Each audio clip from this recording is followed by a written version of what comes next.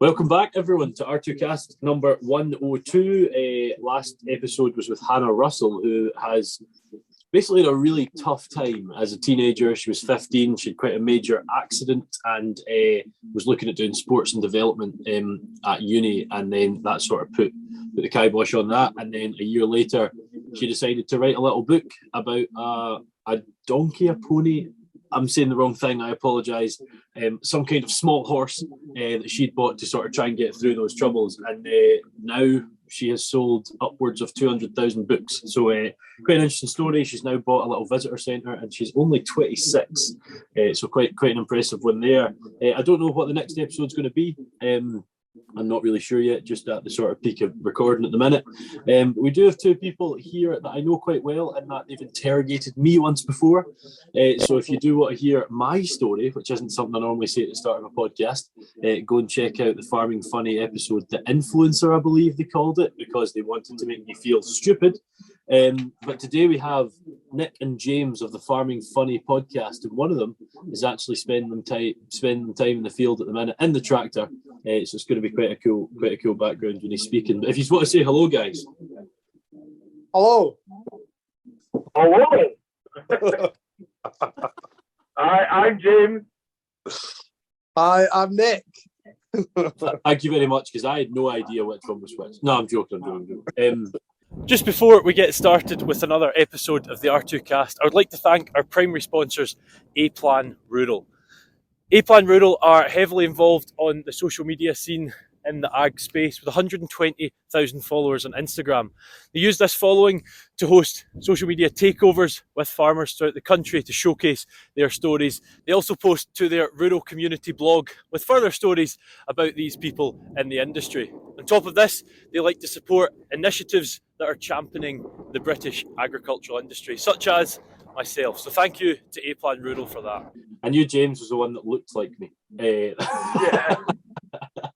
The handsome one. Just a little bit darker at the moment. I'm just a little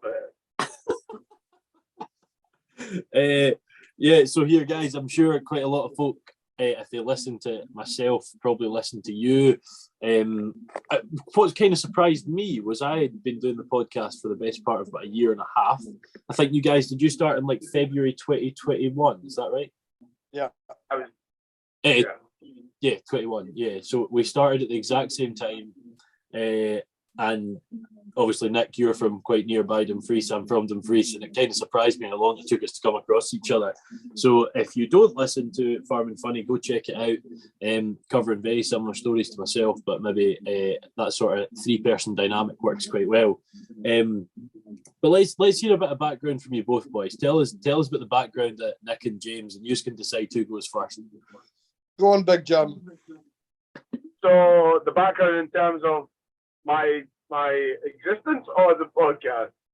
Oh, let's go with existence. So let's go back to 1988, 6th of February. 10:42 a.m. in Arbroath Hospital is where I was born.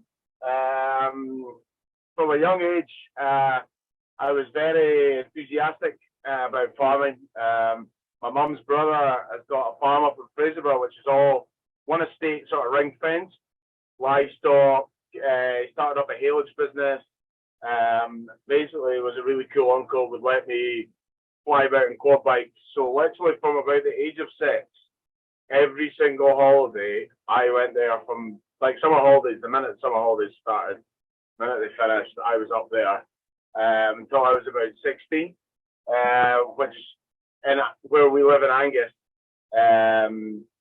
about 90 miles south, is a lot more intensive farming. What we do, a lot more tractor jobs, and I did a lot of that up the road as well. But it was like swap with the guy at the edge of the field for carting off and that sort of stuff. And then so Dad let me start driving when I got my tractor license on the road down here. So from there, went to college where I met Nick as well. But he actually went to. Sounds like the start of a love story. That does. Sounds like the start of a love story. We actually met on a pub crawl, a very famous pub crawl in Aberdeen. That's where we properly met.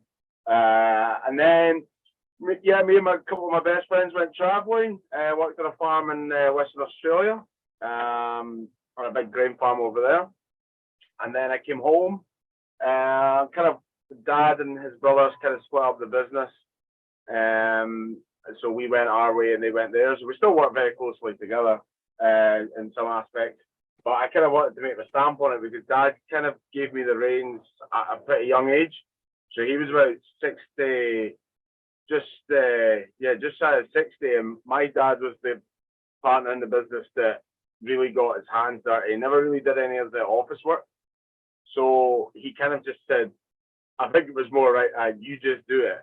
And I just, it was good because it allowed me to really get in control of the finances and that sort of stuff. Not that they were out of control. I mean, actually be able to do stuff with it. So that's why I started looking at a biogas plant, because I kind of wanted to do something a bit different, but all that would utilize what we have on our land as well for growing crop for it. So went down that route, and to be honest, that was fantastic. And not one point did he ever say, you're not allowed to do this, or you can't, you've really got to prove it to me, or, oh, this is too risky. He just said, batter on with it and just go.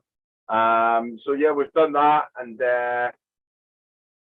kind of built up a reasonable potato business as well, and kind of pushed on with a few more renewables, put up more solar. So yeah, just progressing, but trying to weave our way through the costly world of farming at the moment, and the expansion is very difficult. Arable land in our area it's very expensive. If you're doing it purely as a payback, it won't stack too highly. So yeah, it's just other ways to secure a future going forward. I think that's my background. You obviously done quite a lot of diversification there, James. It's almost required now, in some form. And I see Nick, while you were mentioning the biogas, rubbing the fingers together, saying there was a bit in it. But it's required.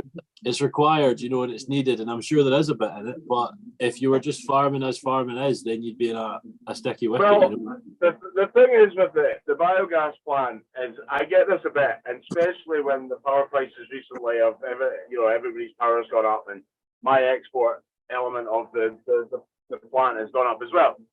But what they don't realize is that thing doesn't know when's a nice time to break down and when's not a nice time to break down. And I'm not joking you, there's been countless nights we've been there for just in the summer there, we were there for 4 days in a row till midnight every night trying to discover a problem, because there's no how-to manual with this job. One of my mixers is broken recently and I'm having to change that out. Well, that's £104,000 for 3 mixer shafts. I mean, off electricity, you'll make that in a minute and a half, don't you, James? I will, because I'm selling to you that site. But it's all fine and well when it's going rosy, but it's very scary when it goes wrong. And the costs in biogas world are frightening. As the guy who operates my plant, as he soon discovered, he pointed out, nothing costs hundreds, James. It only costs thousands. Yeah. And what are you feeding biogas with then? So basically, we've got we grow whole crop rye on the farm. So we harvest about 450 acres of that every year, and we silo that into clamps, basically like silage. Feed it into the feeder hopper every day, and we're also got potatoes going in there, and waste potatoes and waste vegetables. That's what we're doing. So that side of it, I'm quite fortunate being in Angus area is very, very highly populated with potatoes. So I've got a lot of waste potatoes on our doorstep. And they're actually quite good for digesters. So yeah, that all ferments in a tank, basically like a cow's stomach. And effectively we're catching the farts. So as the cow farts, that's what we're catching, and our cow continuously farts. So yeah, we're catching that, and then it runs through a 780 horsepower MAN V12 engine, and then on the end of the dry shaft, of the engine is a generator that produces 500 kilowatts of electrical power every hour that we then export to the grid. And are you making? Wait, are you making? Well, that'll be 12 megawatts a day. Well done, yeah. Jesus Christ! Yeah. Wow. That's why he's sitting in a John Deere with a TV on all day, mate. Yeah. Doesn't have to work. And you know, it's funny, you speak to people in the biogas world, right? And everybody references, oh, you just got a wee plant. Or you just, you know, it's such a real, I don't want to, it's a bit of a dick swinging industry. It's like, you know, I've spoken to quite a few guys who work for companies who have mega AD plants. And they all say, oh, but you've just got a wee plant. And it's like, well, maybe it is, but, you know, it's handy. You know, when biogas was first really a thing, it started in Germany. And the Germans started with tiny ones, like, I think they started on like 20 kilowatts, sort of little designs. And then they slowly built up and slowly built up. So when these guys in Germany went to like, I don't know, 5, 6, 7 megawatts an hour, these boys knew exactly what they're doing. There's a lot of horror stories about AD plants over here going, oh, look at the tariff, let's go massive. And when you go massive, the problems amplify and get so much bigger. And it tends to be the digesters that are kind of like owned by a big company that then have like people doing the feedstock on their contract for them. Okay, yeah. But don't get me wrong, there is some horror shows on like fully ring fence plants as well. I mean, I've been there, done that, engine blown up, new engine in, and an hour later it's blown up. So I've got the ticket, I've got the training. Nick, what about yourself? How do you make your millions? I was born a year before Big Jump, down in Dumfries. My dad's got a stock farm down here with Aberdeen Angus cows and Scotch mule and Blackie sheep. I went to boarding school. You missed one, didn't you? You missed one, didn't you? Yeah, I'll get to them. them. Okay. Went boarding school in Edinburgh, then went to the place of broken dreams, Aberdeen University, where I met Big Jum. Then went out to New Zealand for a couple of years, dairy farmed and sheep farmed out there. James came to visit me again, wouldn't leave me alone. I came back and decided I didn't want to be a farmer yet. I knew it was going to ultimately happen. So I went away to London and worked down there where I met my wife. And then kidnapped her in the back of the car and all our belongings in a sheep trailer and drove all the way home during lockdown and bought my own wee farm, which I've put on 300 of the most beautiful easy care sheep. And then I work in tangent with my father and do my own thing at the same time. But yeah, so that's a quick history of my agricultural background. What was London? What did you do in London? Sales. I worked for Groupon. All right. It was awesome. It was literally, the sales floor was like something like Wolf of Wall Street. There was like 400 salespeople on the sales floor. And I won't go into too much detail just in case your listeners are really big. But we had a lot of fun. Worked hard, played hard, but it was chaos. Absolute chaos. Now you said you bought a farm. Yes. Was the sales at Groupon quite good? Yeah, we had a property down south that we sold, and we used one of the farms that my father has as backing, and then we put a deposit down, and then the Easy Care sheep are paying off the loan every month. Well, Easy Cares was. I'm sorry, I pulled you up too early. I thought you'd forgotten about them somehow, but certainly, probably the most controversial part of the chat when I was on, James said, "What's your opinion?" And I went down the route of saying, I've never been pro them, and then as he went against you, I was like, "But I have to admit, I do have a bit of a soft spot for them. Why Easy Cares? So stock farming is completely different to what James does in the respect that it's really hard to make money. The the costs, especially over the last few years, fuel, fertilizer, feed, staff, everything like that is sensational, and has inflated because of COVID and the war in Ukraine and all these different things. The one thing that hasn't gone up is how much we get for our livestock when we sell them. So our margin has pretty much disappeared. Oh, you still there? Yeah. Yeah, so our margin has pretty much disappeared. So this time last year, when we were paying our fertilizer bills and our feed bills and everything like that for the winter, in the spring, we kind of went, holy shit, it's really, really tight. And I just thought, right, Dad's done this for a long time. He's never really had to worry about being efficient because he's always made enough money to be happy. He's not made James money, but he's made enough money to be happy. So this is 3 years ago. Was the first year we had to think about efficiency. So things like culling cows when they get to a certain age, rather than keeping them going as long as they kind of go. Bringing cows into the shed rather than having to run tractors out with feed all the time. And then the biggest thing for me was, let's get that the inputs are incredibly low and the outputs are the same, or if they're not, they're £10 different.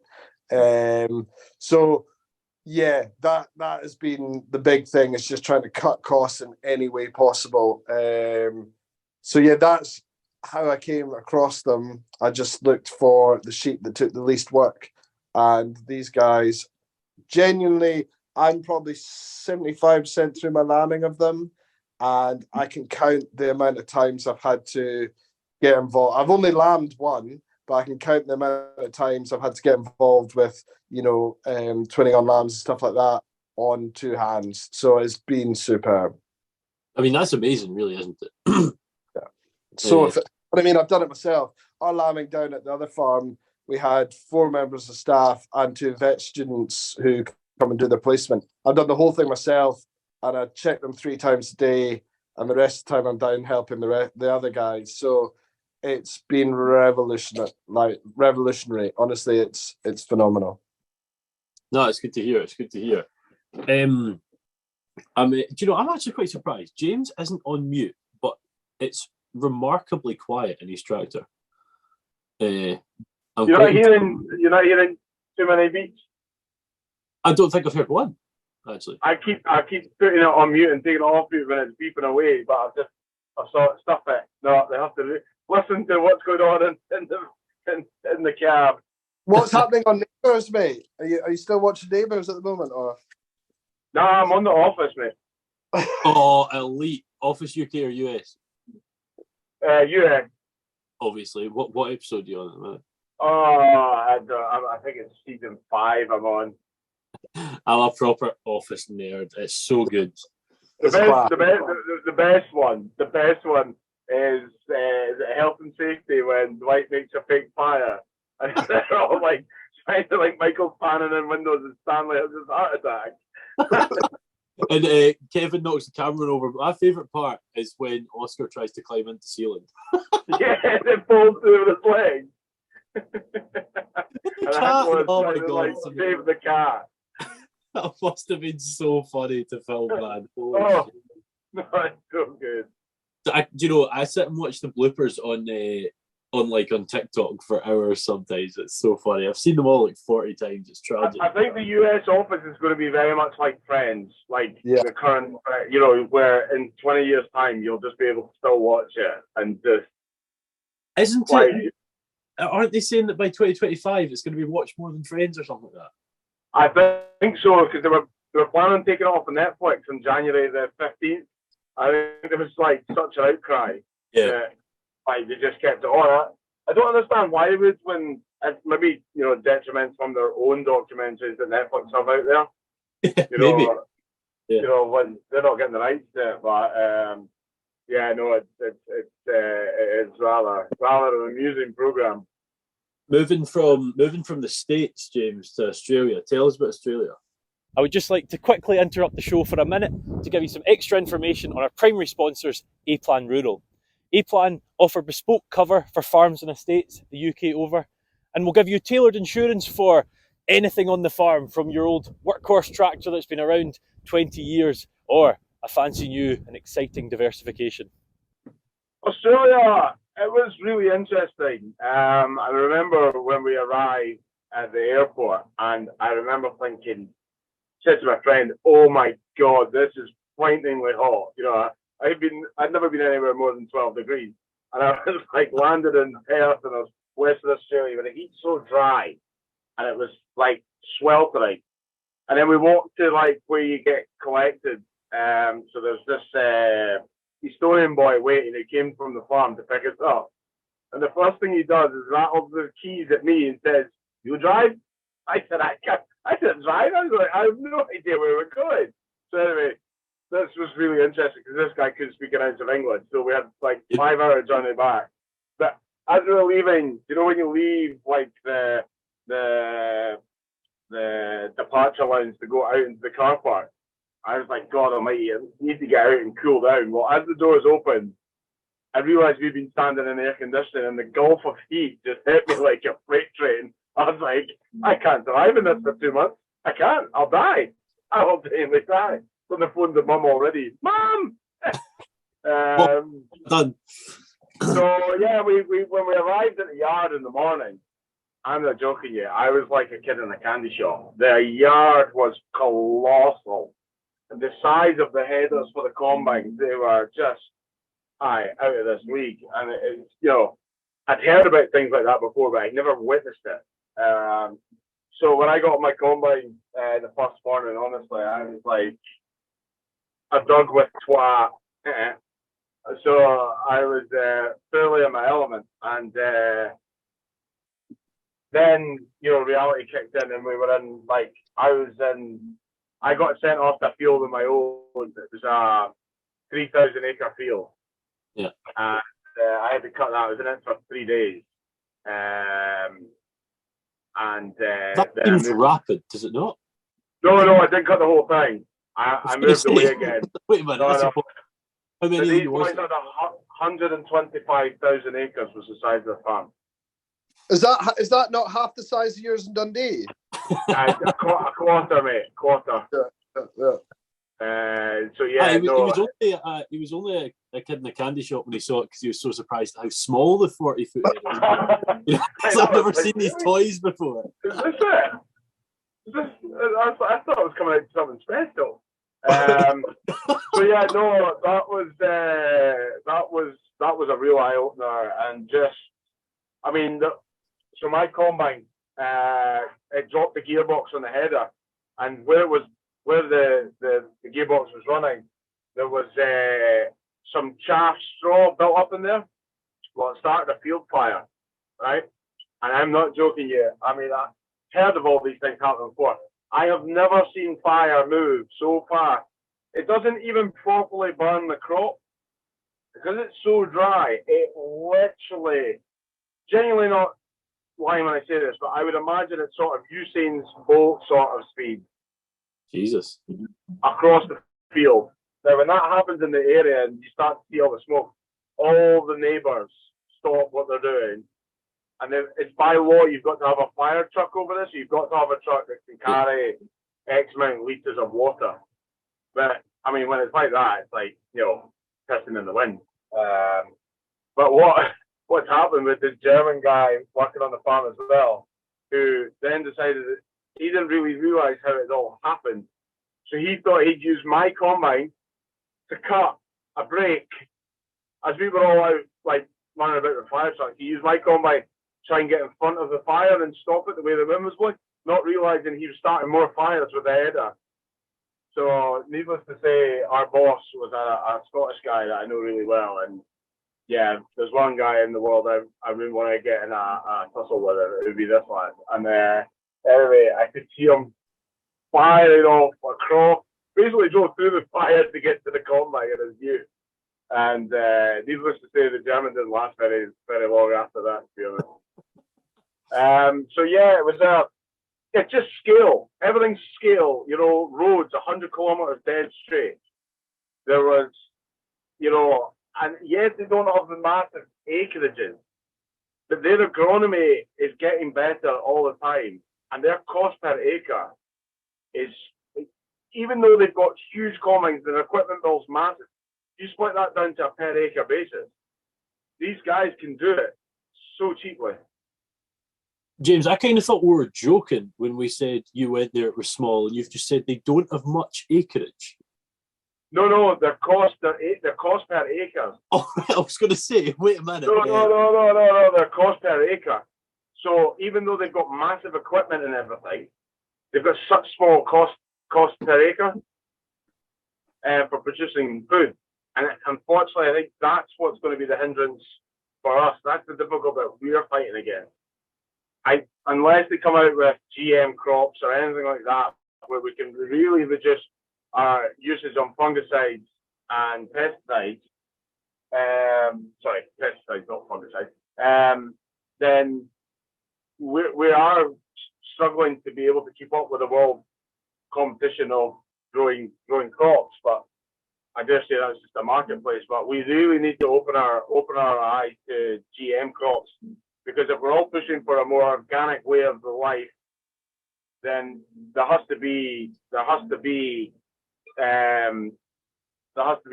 consequences to that.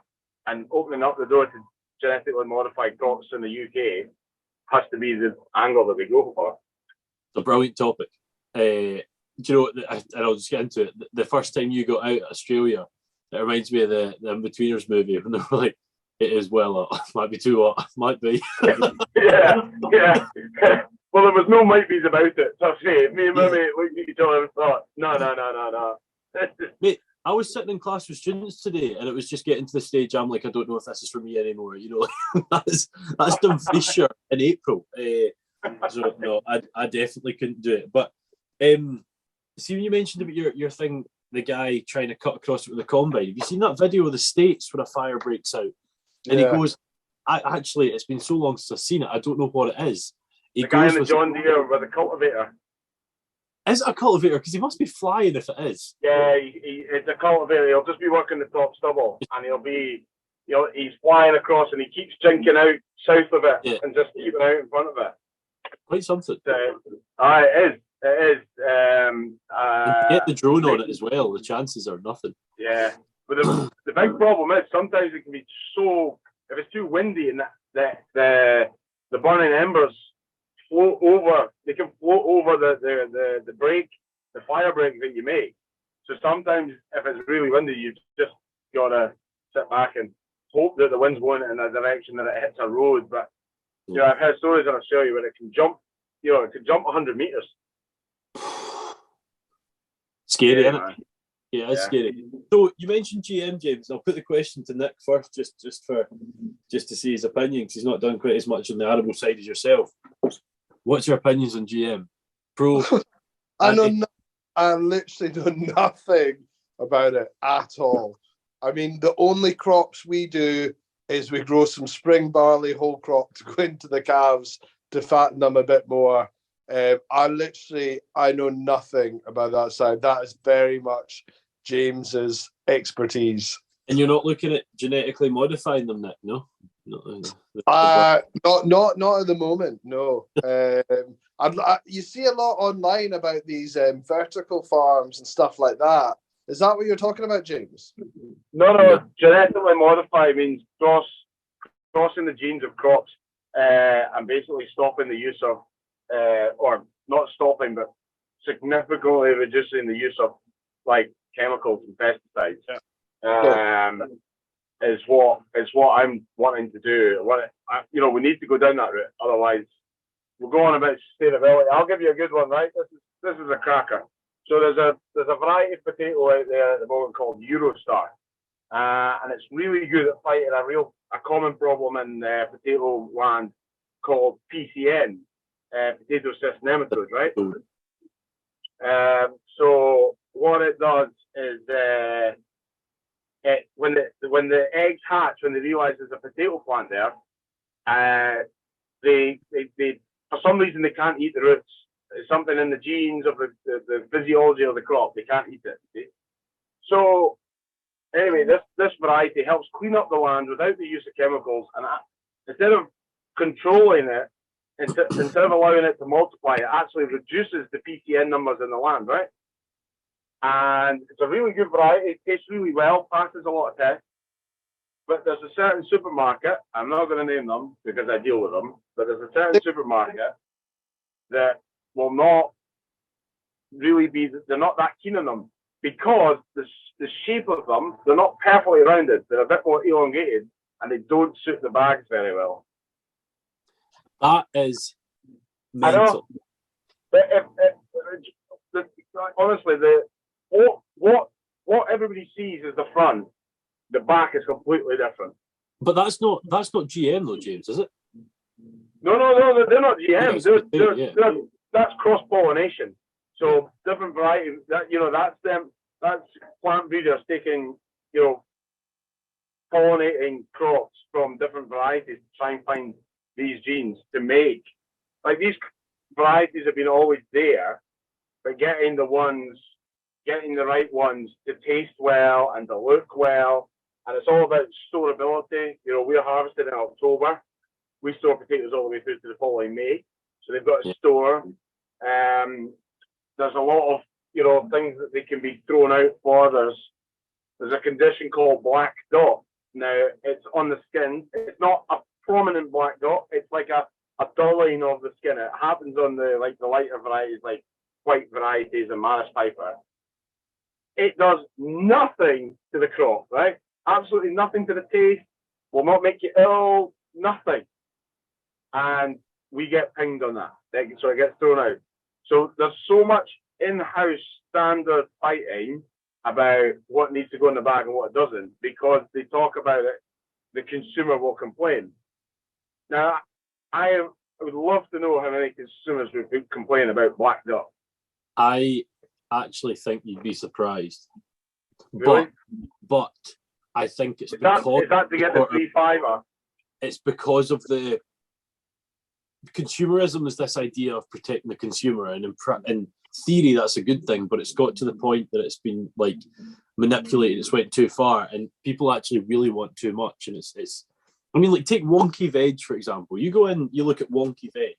I bought wonky carrots last week from Aldi, and I don't think any of them weren't perfectly straight.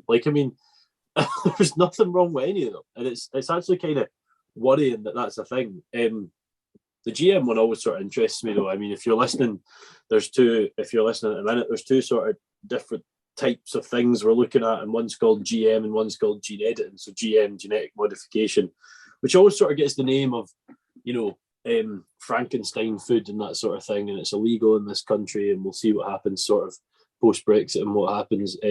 But yeah, it is an interesting one, and I'm the same as you, James. When I was a student, I was really sort of pro it, and I haven't really been all that involved in it since. But yeah. Nick, you've got the two farms. Could you tell us about not the one you're at the minute, so the non-easy care one, shall we say? Yeah, so we run 240 Aberdeen Angus cows. We put Charlie and Shorthorn bulls to them. We also breed our own replacement heifers. We have roughly 450 Scotch mules that we put Texel tups to make nice, sexy little lambs to go into the market. And we have about 200 wild as hell black-faced yows that we put Leicester tups to make our Scotch mules to breed our Texels to. We have a lot of kind of lowlands, but we also have a lot of kind of high, rougher stuff as well, which is great for grazing. And it rains every day in the southwest, so we pretty much have the perfect grass growing weather to do it. It's impressive how much it rains down here. Oh, phenomenal. When everyone else is in, a drought, the guys in Dumfries and Galloway are still having to wear their leggings to work every day. It would be amazing if we found a way to harness that rain and we could sell it to those people. Oh, absolutely. If water could be a commodity, it'd be quite something. Well, the first starting point is a little bit of concrete around the yard, to be honest. That can catch a bit of rain. You say that as if someone's done that. Is that what's happened? No, I'm saying that is because there's probably a lack of concrete. We can't all afford a concrete mixer, mate. You know, I think if you go B&Q, you get one for $59.99 at the moment. Hey, we've got a hand one from 1943. Right. Did you get that thrown in the deal when you bought your class tractor? Oh, yeah. Accusations for a year. I just feel like we live different lives, Nick, to him. He's just got it, like, you know. He's got the sun on his face. He's sitting in his tractor, having a vape, watching the telly. Just, there's £2,000 a day coming in from the electricity. Life's fucking good in Dundee, man. I think his word when I said 2,000 was nearly, so probably 2,500, you know.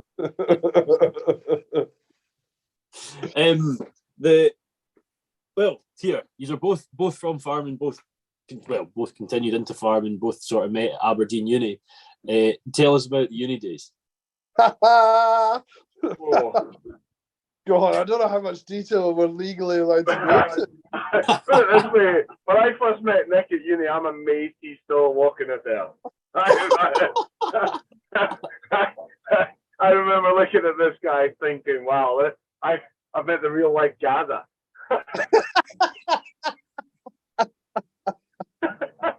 It does sound like his group on days that continued. Actually, that's probably the biggest compliment I've ever been given. He wasn't talking about the footballing ability, mate. It was like someone last week said I was Luke Combs without the singing ability. He's called me a fat bastard. That's all that's happened to you. Yeah. Aberdeen Uni was, we called it the city of broken dreams because all the kind of good sportsmen from school or academics or anything like that, when they come to Aberdeen, there's only one way you go. You end up smoking, drinking, because you only get three hours of daylight in the winter up there. So when you're at uni and you sleep in, you're pretty much in darkness for 6 months of the year. So it was pretty grim. Yeah, but it's supposed to be the best night out in the country, is it not? Oh, I mean, some of the nights out, James, we had, what was it like?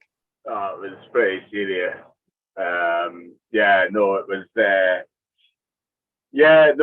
It was great fun. I mean, I remember there was quite a lot of nonsense went on. I mean, I'm trying to think of one that I can actually tell, like one that's not many. Like, there's not many.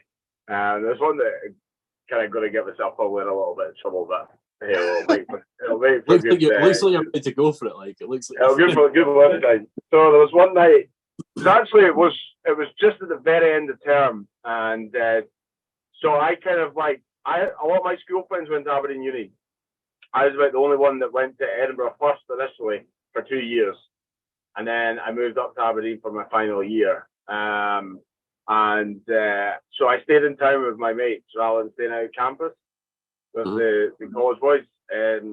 So the guy that I started rooming with in Aberdeen, he wasn't actually one of my friends from school. It was one of Nick's mates. So I kind of got to know 2 different groups up there. So it was really good. So all these guys were having a night out, and I would think it was like a Saturday. So I flew up the road in my truck. And we were at the flat, and everybody was, we're having a great time. And anyway, right, lads, well, we go off to the Bobbin and get like a couple of Jaeger bombs. So yeah. So the local pub, which was the student bar. So everybody piled into my truck. We flew off down to the Bobbin, a couple of Jaeger bombs back to the flat. Woke up in the morning and I'm like, go right, lads. I'm away down the road. Go out in the street. I'm like, where's my truck? And I was like, I came out. I was like, lads, did anybody see my truck? No. I was like, we took it back, didn't we? They were like, yeah, we took it back. I was like, guarantee you took it back. And I was like, oh my God. So we went on this hunt around Aberdeen for my truck. And Nick, do you know where like the Bobbin is directly across this Uni Road? Well, along Uni Road, and behind one of the uni exam halls, there was like a wee car park. Yeah. It was in there with the key still in it. I remember thinking, wow. I was going into like the pharmacy across the road asking for like the CCTV footage and all this sort of stuff to try and piece it back together. But I mean, yeah, it was just, it's a great, great city. And when you're around guys like-minded, you know, people go to Aberdeen for fun. When I was in Edinburgh, I very much experienced my college mates in Edinburgh, all the Agric boys were always up for a great laugh. But you always found it's a great, great thing, but there was a lot of diversity. There was a lot of, you know, you always found different, on nights out, different, you know, squads of people. And some people liked sort of some form of banter and some people didn't like it. But when you went to Aberdeen, it really did have like everybody was singing from the same hymn sheet sort of feel. So you never really got into, there was no bother, you know, everybody was just pretty laid back and chilled out and had a laugh, really. No bother, but pickups did go not where you left them. When I say when you got into no bother, I meant yeah. Yeah. No, it's quite interesting when you go to like, I was Glasgow as opposed to Edinburgh, but you're sort of used to the same bunch, and then it's just everyone, all cultures, diversity, and like you say, like there's a good side to that, but there's also like you've got to read the room and everyone's different. It's quite interesting. But was it both agriculture you done? Yeah. No, I did law. I did law for a year and then failed all my exams. Yeah. Someone's bougie. Didn't know that. Yeah, well, I failed all my exams. So I had to repeat first year, and I was like, what the hell do I do? And I was like, well, I really liked history at school, and I was quite good at it. So I was like, oh, that should be quite easy. And I think in total, in the 4 years I was there, I maybe attended 6 lectures because they weren't compulsory. So yeah, great, really enjoyed it. Had the full uni experience. I missed one class at uni. Loser. No, I mean, I'll accept that, but I'm not saying I was sober in all of them, because I definitely wasn't. But no, it was good times. It was very good times. I do kind of miss it sometimes, to be honest. I miss it every day. That was me in my prime. Downhill thing. It's a shame you studied history, but we won't get into that. Just called out a major demographic there, sorry. I don't think the folk that studied history, I don't think there's many of them listen to the podcast. Yeah. But speaking of podcasts, you guys have one. I guess why? Why do you have a podcast? What made that start? Whose idea was it? You're doing that sort of co-thing, which is quite interesting because I am now just about to start that. I've started a co-hosted podcast with a mate of mine. So, yeah, how does it come about? Well, basically, I was sitting in the tractor one day and I listened to a lot of other podcasts like the Rugby Pod and like, thanks very much, sorry, lots of different other things. And I was sitting in the tractor one day and I was looking for a farming podcast, and they were all kind of middle-aged to elder gentlemen talking about really serious farming stuff. So I lasted about 10 minutes listening to the podcast and then turned them on. So I then said to James one night, I've got this idea. There's no kind of podcasts out there that are really that enjoyable. You fancy having a go at it? And then we obviously did. And now we're millionaires from it. For sure, obviously. That's it. I mean, I'm kind of a little bit hurt. You said there's none out there that are entertaining, but it's fine. We didn't find yours. Well, you started at the same time as us anyway, so you didn't exist. I was a month old at that stage, thank you. The podcast, I wasn't. I'm not 3. I'd just like to say, for those of you that are listening in Spotify and Apple Podcasts, you're missing out, because if you were watching on YouTube, Nick is currently on his bed and has been for the last half hour and looks very comfy. I'm slowly getting more and more slump. I mean, the thing about this time of year is lambing and calving is you're up at 5 and I feed the lambs the last time about 11:30, 12. So, and I've been doing that for 2.5 months. So I'm running on fumes. So every time I lie down, I fall asleep. So yeah, it's not a good place to be. See, James, this is what work's like. I know it looks very difficult, to be honest. So, James, why did you say yes? Why did you say yes to do it? Good question. I don't like letting anybody down, really, to be honest.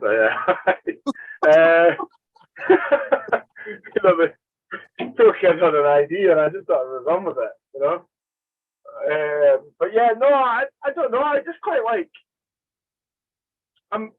I quite like not being vocal about things, but I like, you know, thinking that your points maybe getting across to some people. I hate the idea of, you know, trying to not. I don't want to say shape thinking because that sounds like dictatorism sort of thing, but to understand, to try and get your point across of what we're doing to a wider audience, and to try and increase the awareness that, like, what we do is not bad for the environment, because, you know, in the last sort of 5 years, it really feels as though, like, the knives are out for agriculture, which I just can't fathom why anyone would want to be so hard on an industry that everybody needs, you know, the whole standard 3 times a day sort of thing. But it doesn't register with me what is going on at the moment. But also, the other thing that me and James both really agree on, so it's absolutely a platform for us to have our own opinions, but also to hear other opinions of people in the industry. But also, the great thing about what we do is we're trying to be funny, trying to be lighthearted, because we know, you know, farmers have dark days and mental health is like so bad in agriculture. Like, it's got to be up there as one of the worst industries. So we're trying to reach out to people so that they know that, you know, we're having a shit day too, and, you know, trying to make light of, you know, bad situations. I mean, I put a post on the other day of a bag of fatalities I had when we had a storm here the other night. And my mum messaged me straight away and was like, "You're going to get so much hate for that." Because there's a lot of stuff. We can talk about Gareth Wynne-Jones and all that sort of stuff in a minute if you want. But there's a lot of stuff on socials at the moment that's really against things to do with lambs and stuff like that. All I had was love. And all I had was people saying, "We had the same night. We've had the same brutal morning." And that's really good just to hear that. Because farmers, like James talks about it a lot, farmers are always looking over the fence at the neighbour and saying, "Shit, everything looks perfect over there." Where actually everyone has the same problems. And I think a lot of what we've kind of fallen into, James, you'd agree, I hope, is, you know, just try to have a laugh at it and try and make people feel better about what we're doing. You know, Yeah. I'm kind of glad you went so quickly to mention mental health, because you said you did this to be funny. I was just about to say you don't manage, and then you went pretty serious, and I was like, that'd have been awkward. The Gareth Wynne-Jones one's an interesting one. I'm interested to hear your opinions, because I think it's good to sort of show everything we're doing and showing. I think skinning lambs is one of the most amazing things we have. Like, the lamb's dead, and you're still managing to get an adopted parent on. Brilliant, all good. He didn't help himself using the hatchet. I hope you've kicked your feet up and got comfy and enjoying another fantastic episode of the R2Kast with another really interesting guest. I would just like to quickly take another second to plug the sponsors of the show today, the Scottish Farmer, and I would strongly advise you to go out and pick one up this week and see even more of the fantastic people that are in our industry. Yeah, I mean, look, I skinned a lamb just before I came on the podcast here. You know what I mean? At the end of the day, you are giving a lamb a mother. No activist out there is going out there stopping children being adopted. I mean, it's exactly the same thing. It's a good thing. Everyone does things differently. And I'm not going to say he's right or is wrong. I support him in showing and educating the public, and me and James talk about educating the public all the time. And sometimes, you know, farming is hard. I mean, we don't enjoy skinning lambs. I mean, it's one of the worst things you have to do. So I'm in two minds about it. I mean, I think he does a great job at educating the general public. And I think people need to stop attacking people. Like, what do people get out of that? Like, he is doing a good thing. He's not doing a bad thing. Yeah, I think that's fair. That's fair. Do you think you've got this platform now where you're sort of portraying farming's story? Do you feel like is there a weight in your shoulders for that you want to do it right? You go for a pioneer. Oh, amazing. Yeah, exactly. This is it. I mean, like, let's be honest. We're not speaking for it to sort of government officials on representing farmers. So I mean that I think that would be a bigger weight if you were trying to understand the needs of farmers and representing them in a scale that would affect their businesses going forward. What we just like to be doing is stay relevant, speak about topics, like of the Gareth situation, real things that are happening in real world, and not ideology. But also, touching on the Gareth situation, I mean, I am getting so fed up with this wokeism that is floating about.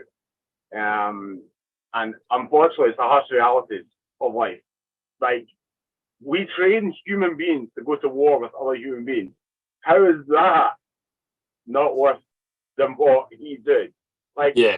But the only reason people don't care about things like that is because it affects themselves personally, because they think it keeps them safe. When you start going down the route of, if you don't care about a subject, say, like, oh, I'll say to you, oh, did you see the score in the bowls at the weekend between Poland and Slovakia? You'd be like, well, I don't care. What do you mean? I was at the bloody game.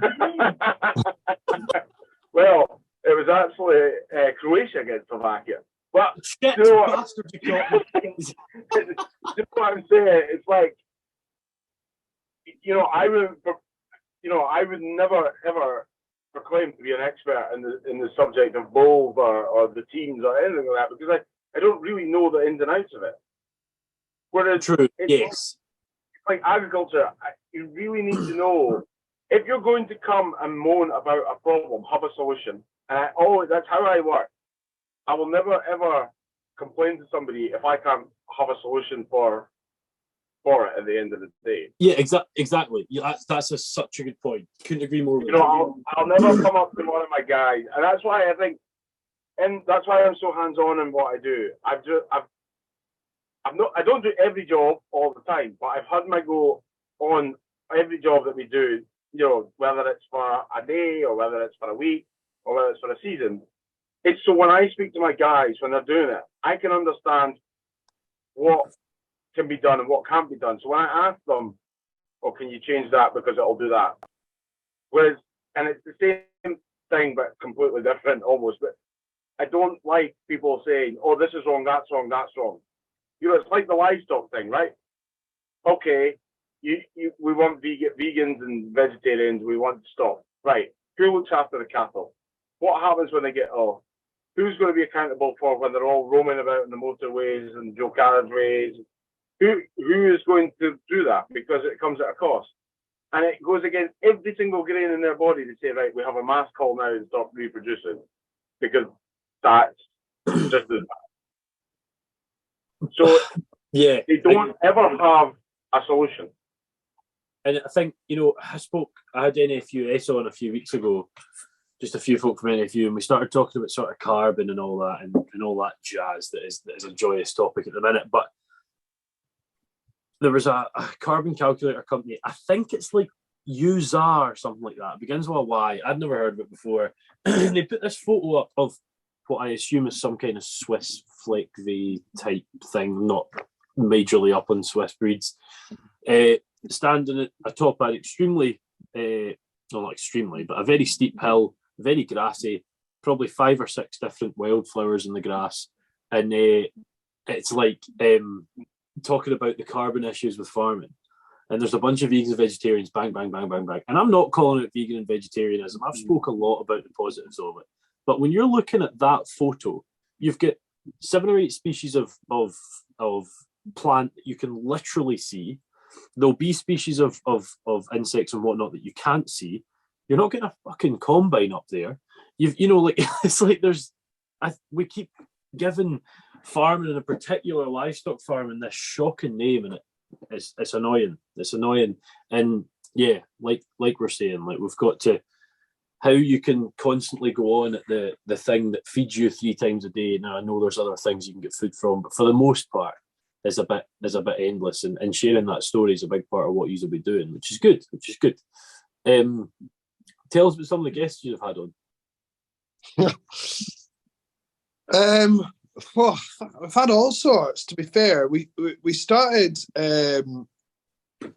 with kind of like sheep farmers and girls in agriculture, women in agriculture, sorry. And then we managed to get a couple of big names on. We had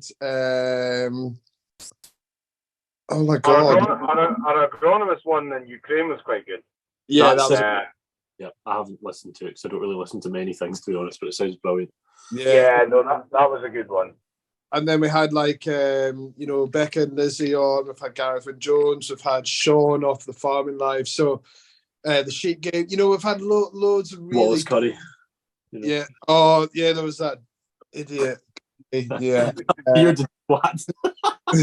No, we've had some really cool people on, but like, they've not all been your kind of guys that are out there on social media. We've had like, lots of real farmers, like friends of James's, friends of mine, and contacts that we've got that way as well. So we've had a real varied lot of people on, and every now and again, me and James just do one ourselves and just chat about what's actually going on in our lives. So it's been really fun, and I've learned a lot. Wouldn't you say, James?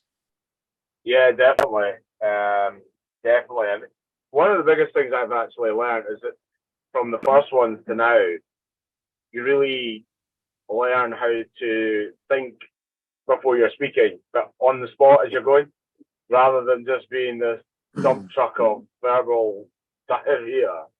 And you become a bit more methodical in your thinking. You actually think about situations a bit more, and you're maybe a bit more inclined now to view the other side's opinion on certain aspects, and like take it into account rather than just batting it away from the start. I have felt I've become a little more receptive to it, even though I still 90% of the time don't agree with them. I still become receptive and see their point of view, rather than being quite pig-headed and thrown. It does open your eyes, and I think it's true though. I mean, like, it was probably before the podcast that I did that. Just going, probably my master's year was the time I really started to open up and see, well, there's benefits to both of this, and if we're trying to promote our side, and you just go like what you're saying, pig-headed and thrown, what you're doing is rubbish, what you're doing is this, that, no one's going to be receptive to that. But if you're like, well, I agree with this, don't lie about it, but I agree with the parts you agree with, talk about the benefits, but then say, well, I actually think this outweighs it, then I think people are more receptive to that and probably listen to you a bit more. You learn so much from doing a podcast, and I think the thing that has blown my mind is the network I have now. It's insane. Like, how many episodes have you done? 40 odd, 50 odd. Yeah, so that's 40 odd, maybe 30 odd folk you never knew before, and a lot of them, like you're saying, are pretty well connected themselves, and it's a networky sector, isn't it? So it's a brilliant thing. I tell a lot of folk to try it. It's good fun. You meet some great folk, and it's always good crack. What's next for the podcast? Have you got any stars upcoming, or what's next? You've got someone quite special coming on, haven't you, Jim? Yeah, I've got someone who's just been back from the front line in Ukraine, delivering pickup trucks to the front line. Saw that guy. Yeah, so it's called Pickups for Peace. It's an initiative that's going on at the moment. That there's a couple of guys set it up. They're originally from Angus, but they've got farming interests over there. and they're set up this initiative, and they've had a hell of a pickup delivered over full of aid. And what the trucks are going to be doing is, so on the front line, there's two forms of the front line. There is the front line, and then just behind it is there's all like the medical, all the cooking and the food, and all the supplies and ammunition. So that stuff's getting taken from there. These trucks are going to be taking that, all the supplies to the front line, and then taking wounded and anything that's required to come back the way. So it's really quite interesting. So he works for a big company over in Poland, managing a lot of farmland over there. So we're just waiting to get him on and chat about his experience. And he, spent a whole weekend with the Ukrainian soldiers out there. So knowing what they've got to say firsthand, he's got a really funny story. This sort of like humanitarian bunch turned up with like bandages and like all this. That's their sort of way of, and they were like really trying to stop the war. This Ukrainian soldier just came up, literally pulled everything out the back, drove off with a truck. 20 minutes later, came back, and he jumped up with the back of the truck and he just patted this 50 cal gun, and he said, "This is what we need." It's true though. I mean, like here, what's going out there is amazing. All that bandages and stuff. That's what a service to offer. But yeah, I think we sometimes forget what's going on out there at the minute. The buzz has gone away from it now. It's like, it's not cool. If you go on Sky News, see how quickly see how long it takes you to scroll down until you find your first bit of news on it. Yeah, 100%. It's weird. Is this what happened during World War II? Did this, was the buzz there at the start and then did it slowly die off? I don't think so, because it was so relatable to everybody that they had family members that all went off to it. And I think it's like they didn't live in the late 40s as it came to an end. Mid 40s and 45. But when it was still a thing, but it wasn't happening anymore. They didn't have TikTok to be like, well, let's look at this dance. It was this has shook our world. This should be something we probably are aware of still. But it's a weird world we live in. You wonder if there is like a world war. Like if there's a world war now, we're done. Like it's finished. But like if there's a thing that takes over the whole globe, will it matter for a while? And then be like, oh fuck it, because we have that just disregarding nature now. It's surreal. Well, put it this way, carbon capture would be a thing of the past anyway. That would be long forgotten about anyway. I can tell you that for free. It's amazing what we can dream up when we're not busy enough. I know, that's it. That's it, and it's quite. I love it. It's like, last summer, it's the warmest summer it's been since 1936. All right, so did it cool down after that? It's like, but I'm pretty sure they weren't as highly intensified with fossil fuels back then. So yeah, and they only had 1.4 billion people on the planet then. So I know. Scotland doing a bit for the world's emissions. It's like going to the beach and picking up a bottle and saying you cured pollution in the ocean. Is there not an island of plastic somewhere in the Atlantic, near the States, near that side, that they say is about the size of Wales? It's just all caught up, and it's the size of Wales, so it's just picking loads of stuff up as it goes. I was reading about that recently, and I've heard a couple of folk mention it after I said it, but mental, and farming is farming's probably part of the problem, but it's I think it's not the main problem. But anyway, we could sit and do that for ages. But boys, here we spoke for over an hour. It kind of flies by. Maybe not for you, but it's nice. It's a pleasure to meet such rich men. Rich man. That's it. I finish every episode with 2 questions, so I guess it's going to be 4 questions because you're both going to get the same. 1, where do you see yourself in 5 years? And 2, if you've any tips for folk getting into farming or just general billionaire lifestyle, James, what would they be? So the first question in 5 years' time. In 5 years' time, I will probably be sitting on my potato planter again. Maybe with a slightly newer tractor than this one, maybe in 5 years, but we'll see how the trade goes. Yeah, no, I'd like to just continue expansion, and we don't have any family yet, but I'd quite like to think we have some family in the future, and maybe build a platform for them to continue on, because I'm sixth or seventh generation farming, and I don't want to be the one to stop that. Sorry, what was your other question again? If you had any tips for folk getting into it. As I said to Nick before, and I said to a lot of people, if you've got an idea or you've got a belief and you've really studied it and investigated it, and there's a lot of people putting you off, people can only think what you think. But if you've got the knowledge, you're already a step ahead of them. I always suffered a lot when I was younger with, like, always worried about what people thought and listening to their thoughts more than my own. But then you soon discover, well, wait a minute, I've got a logically thinking and good working brain that I can think, there's not a set way to be. And I think school drove that into me, that there was this set way that you had to be, and if you didn't fit the mold, you weren't very good. And as I've got older and discovered, being successful is not all about, having 5 A's or being, graduate in law or a doctor and anything. It's about having a goal in what you're interested in and achieving that. Don't set a time limit on it, just achieve it. Yeah. And that, to me, is success.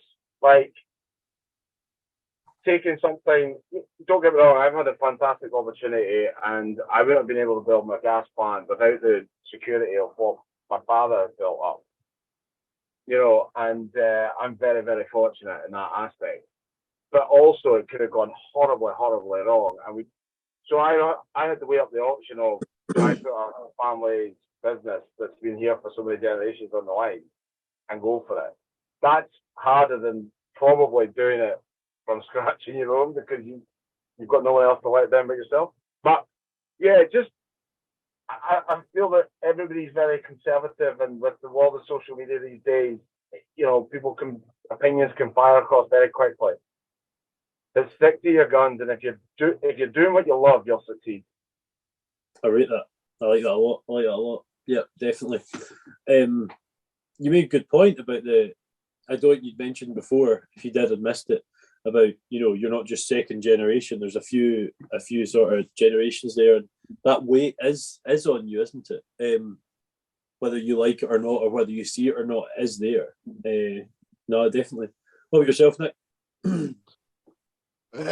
I'll be the largest easy care farmer in the Northern Hemisphere. In fact, quite a small flex, that. But continue. Yeah.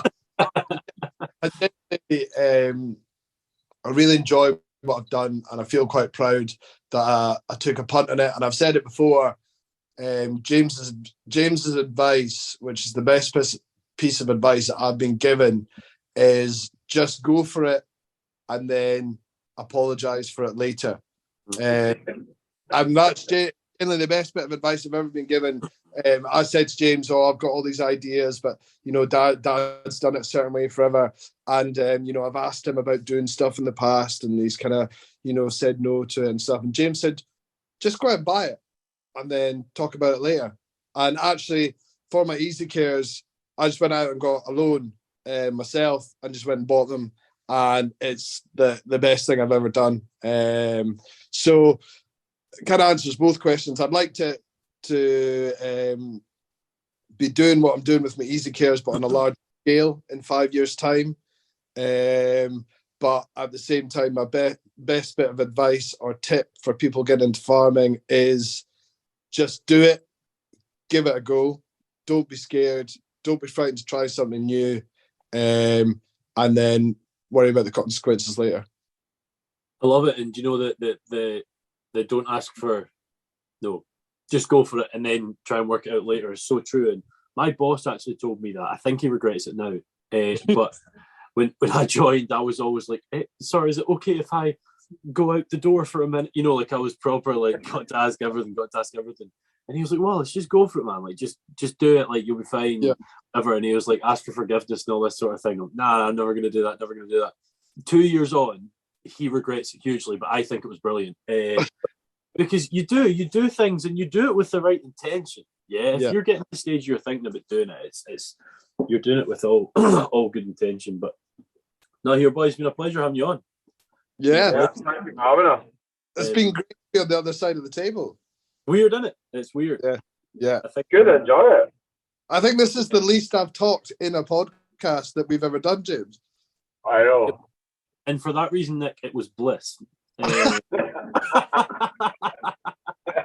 beat me to it, well, you beat me to it.